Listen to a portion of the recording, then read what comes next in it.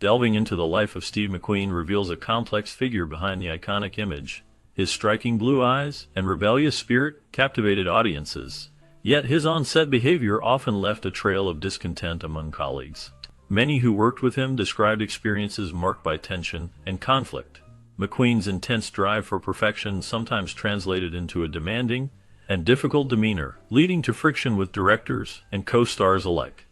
His desire to be seen as the best often overshadowed the collaborative spirit essential in filmmaking. Additionally, personal struggles, including battles with addiction and a tumultuous private life, contributed to the challenges he faced in relationships. As we peel back the layers of McQueen's persona, we uncover the reasons behind the animosity some felt towards him, revealing a man who, despite his legendary status, was not universally admired. This exploration sheds light on the hidden truths of a Hollywood icon, offering a deeper understanding of the man behind the myth. Born on March 24, 1930, in Beech Grove, Indiana, Steve McQueen's early life was fraught with instability and hardship. His father, William McQueen, abandoned him shortly after his birth, leaving his mother to care for him alone. This abandonment caused significant financial difficulties for his mother, who struggled to make ends meet. As a result, Steve was sent to live with his grandparents in Missouri. His childhood in Missouri was marked by the contrast of rural life and the lingering sense of displacement due to his father's absence. His grandparents provided the stability his mother could not, giving him a more secure and nurturing environment during his formative years. Despite these challenges, these early experiences shaped Steve McQueen's resilience and tough persona, which would later become his trademark in Hollywood. McQueen had a challenging upbringing, marked by significant obstacles that shaped his early life. He struggled with dyslexia, which made reading and writing particularly difficult for him. This learning disability often left him feeling frustrated and isolated in a school environment that did not accommodate his needs. Additionally, he experienced auditory hyperesthesia, a condition that heightened his sensitivity to sound, further complicating his ability to focus in class. As a result, school became a daunting place for him, filled with anxiety and discomfort. By the age of 12, his struggles manifested in rebellious behavior, which created tension within his family. His actions often led to conflicts with authority figures and strained relationships at home. Ultimately, these challenges culminated in his enrollment in a reform school in California, a decision made in hopes of redirecting his path and providing him with the structure he desperately needed. This period of his life was crucial in shaping the man he would later become, as he learned to navigate his difficulties and channel his energy into more productive pursuits. His time at the California Junior Boy Republic in Chino, a reform school, proved transformative for Steve McQueen. This experience instilled in him a sense of discipline and self-worth that he had previously lacked. The environment of the reform school challenged him to confront his behavior and make significant changes in his life. McQueen often reflected on how this period helped him turn his life around, providing him with the tools to navigate the challenges he faced in his youth. The lessons learned during his time there stayed with him throughout his life.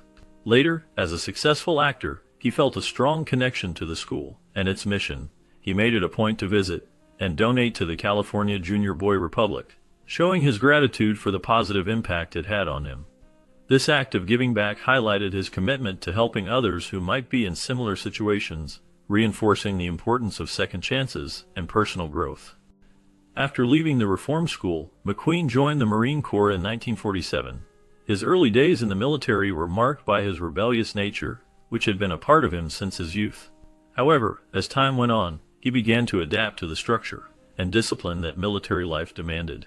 This transformation was significant. He learned to channel his energy and defiance into a more responsible demeanor. The Marine Corps provided him with a sense of purpose and direction that he had previously lacked.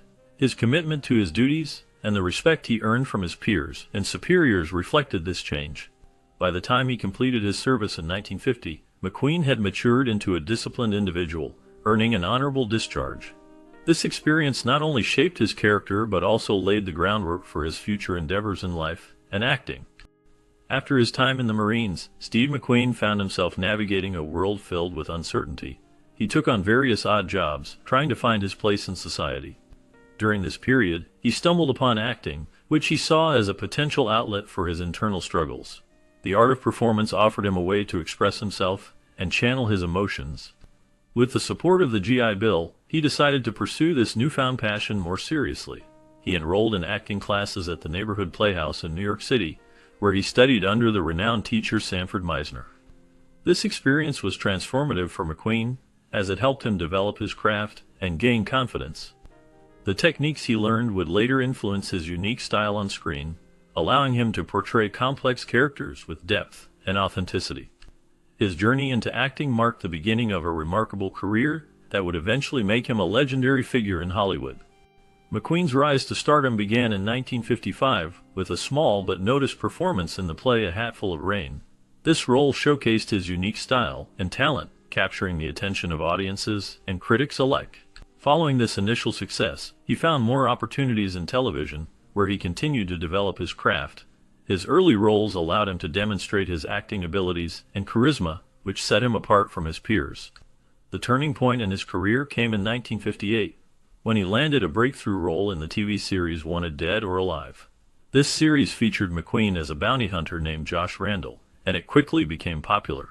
His portrayal was marked by a cool demeanor and a rugged charm that resonated with viewers. This role not only solidified his status as a rising star, but also paved the way for his transition to film, where he would go on to become one of the most iconic actors of his time. His transition from television to film was marked by both challenges and triumphs. Initially, Steve McQueen faced the difficulty of moving from the small screen to the big screen, a shift that many actors find daunting. However, his role in the 1958 film The Blob proved to be a turning point. This film, which became a commercial success, helped to establish McQueen as a recognizable name in Hollywood. Following this breakthrough, his performance in The Magnificent Seven in 1960 further solidified his status as a leading actor. In this film, he shared the screen with a seasoned cast, which included notable actors of the time. Despite the pressure of working alongside such experienced performers, McQueen's talent shone through, allowing him to carve out his own niche in the film industry. His ability to captivate audiences and deliver compelling performances laid the groundwork for a successful career in cinema, making him a prominent figure in Hollywood.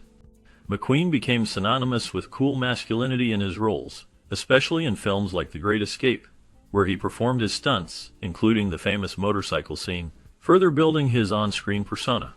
His portrayal of characters often exuded a rugged charm and a rebellious spirit that resonated with audiences.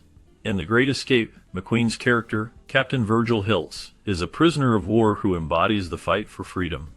The iconic motorcycle chase, where he jumps a fence, showcases not only his acting skills but also his love for speed and adventure.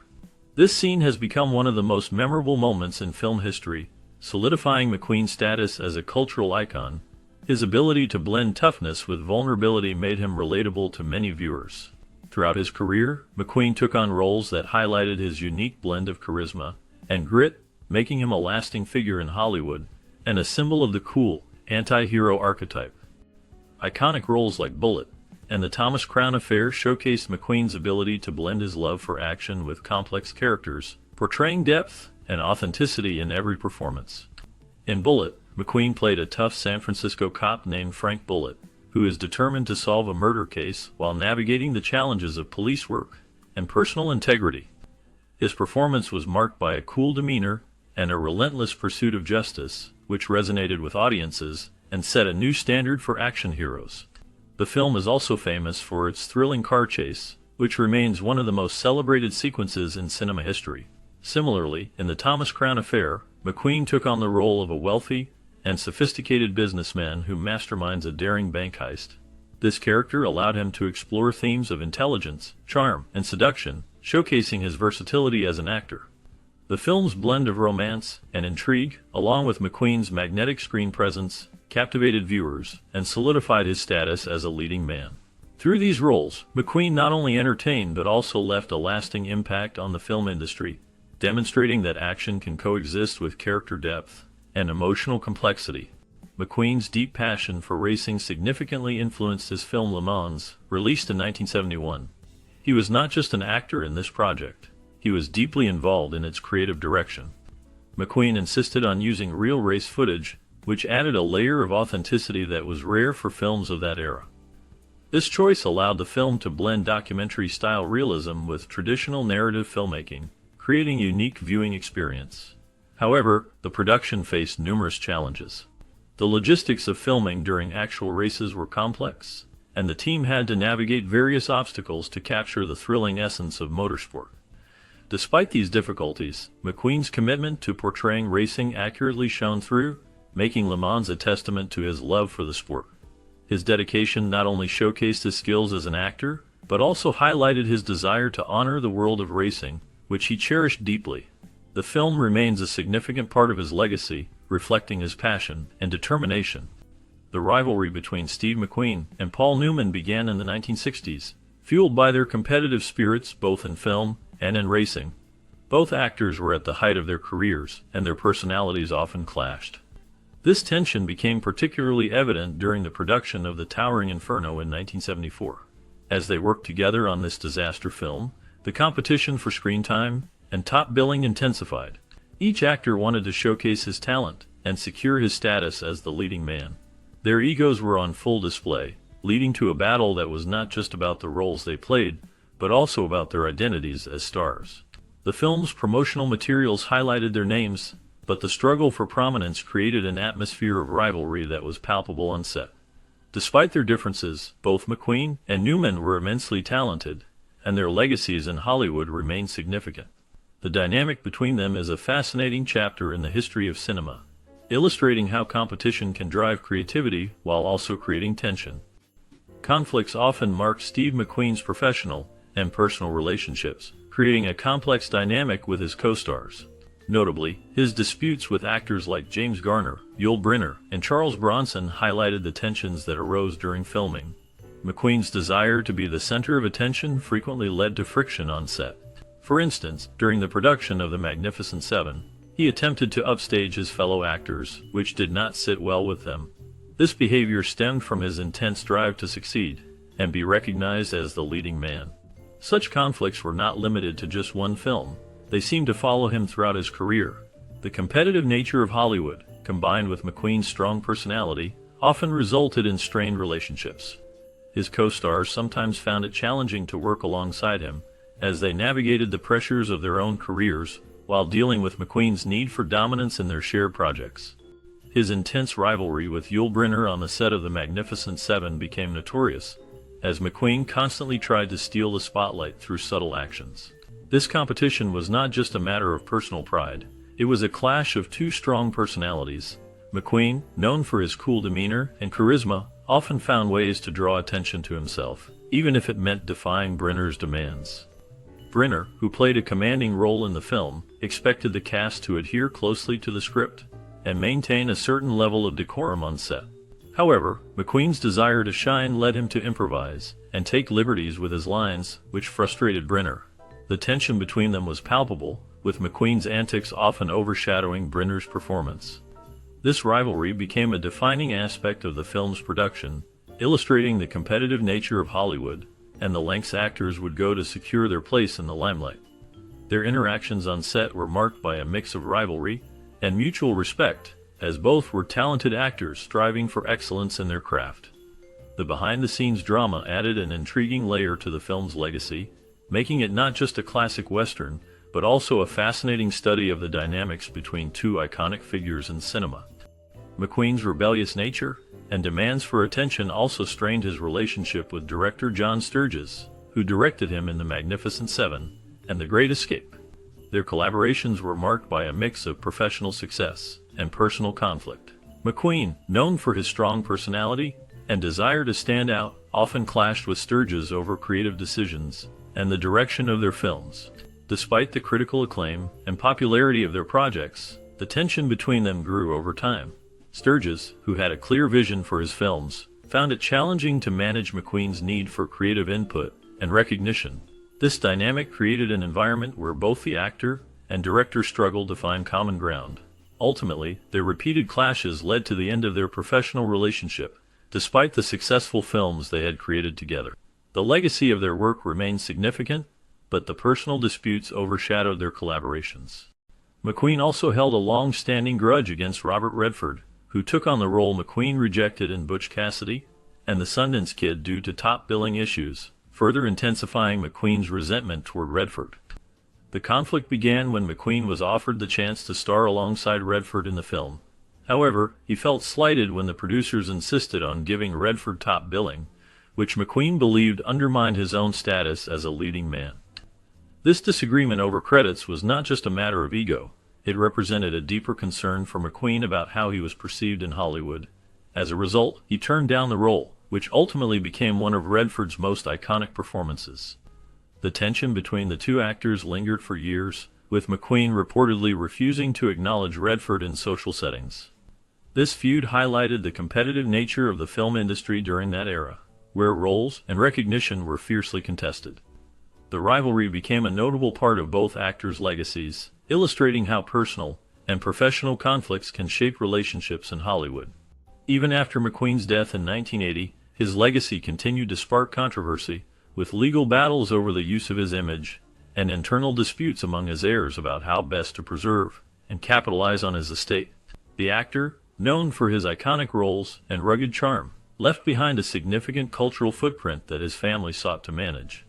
Disagreements arose among his heirs regarding the direction of his estate, with some wanting to maintain his image in a way that honored his memory, while others aimed to maximize financial gain through merchandise and licensing deals. This tension led to various legal disputes, as different parties claimed rights over his likeness and the profits generated from it.